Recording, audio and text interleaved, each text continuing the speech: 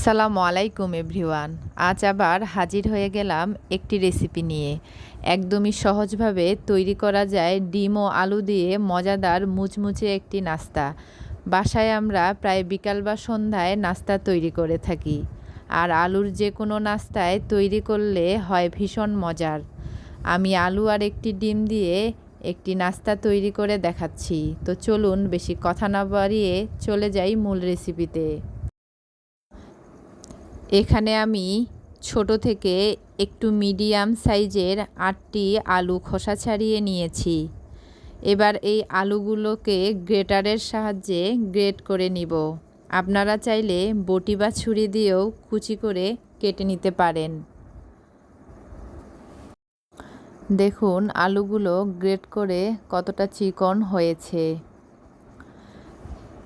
সবগুলো এভাবে গ্রেট করে নিব।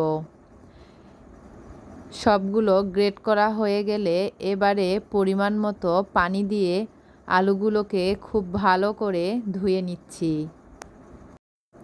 2-3 বার পানি চেঞ্জ করে ধুয়ে নিব, তাহলে আলুতে থাকা কষ বের হয়ে যাবে এবং আলুগুলো আর কালো হবে না। আলুগুলোকে ধুয়ে ভালো করে হাত দিয়ে চেপে চেপে পানি ঝরিয়ে নিতে হবে। দেখুন আমি হাত দিয়ে চেপে একদম পানি ঝরিয়ে নিয়েছি। এবারে কুচি করা আলুগুলোর মধ্যে দিয়ে দিচ্ছি একটি ডিম। আপনাদের যদি আলুর পরিমাণ বেশি হয় তাহলে 2টি ডিম দিয়ে দিতে পারেন। এবারে আলু ও ডিমের মধ্যে দিয়ে দিচ্ছি আদা ও রসুন বাটা 1/2 চা চামচ করে। দিয়ে দিব 2 থেকে 3টি কাঁচামরিচ কুচি। এবারে সামান্য একটু হলুদের গুঁড়ো ও একটু লঙ্কা গুঁড়ো দিয়ে দিলাম। দিয়ে দিব জিরা গুঁড়ো ও গরম মশলা গুঁড়ো 1/2 চা চামচ করে।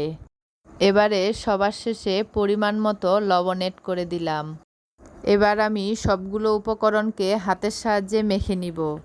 মাখা হয়ে গেলে এখানে আমি 1/2 কাপ চালের গুঁড়ো দিয়ে দিব। আমি একটু একটু করে চালের গুঁড়ো দিব আর হাতের সাহায্যে মাখব। আপনারা চাইলে এখানে চালের গুঁড়োর পরিবর্তে বেসন বা ময়দা অ্যাড করতে পারেন। চালের গুঁড়ো দিলে এটা অনেক ক্রিস্পি হয়, তাই আমি চালের গুঁড়ো ব্যবহার করেছি। দেখতেই পাচ্ছেন আমার কিন্তু আঠালো মিশ্রণ তৈরি করা হয়ে গিয়েছে। আমি চুলাতে এদিকে তেল দিয়ে গরম করতে দিয়েছি। তেলটি গরম হয়ে গেলে ওই মিশ্রণগুলো গোল গোল করে শেপ দিয়ে একে একে ভাজতে দিব। আপনারা আপনাদের পছন্দ অনুযায়ী চ্যাপ্টা কিংবা লম্বা শেপ দিয়ে নাস্তাগুলোকে তৈরি করে নিতে পারেন। তো চুলার আঁচ মিডিয়াম টু লোতে রেখে উল্টে পাল্টে নাস্তাগুলোকে গোল্ডেন ব্রাউন কালার করে মুচমুচে করে ভেজে নিব। যেহেতু আমি আলুগুলোকে চিকন করে গ্রেট করে নিয়েছি, সেহেতু এগুলো সিদ্ধ হতে খুব বেশি সময় লাগবে না। তো দেখতেই পাচ্ছেন আমার নাস্তাগুলো কিন্তু ভাজা হয়ে গিয়েছে এবং খুব সুন্দর কালার চলে এসেছে। আর এগুলোকে তুলে একটি নাস্তার প্লেটে সার্ভ করে নিয়েছি। এগুলো টমেটো সস দিয়ে খেতে দারুণ মজা।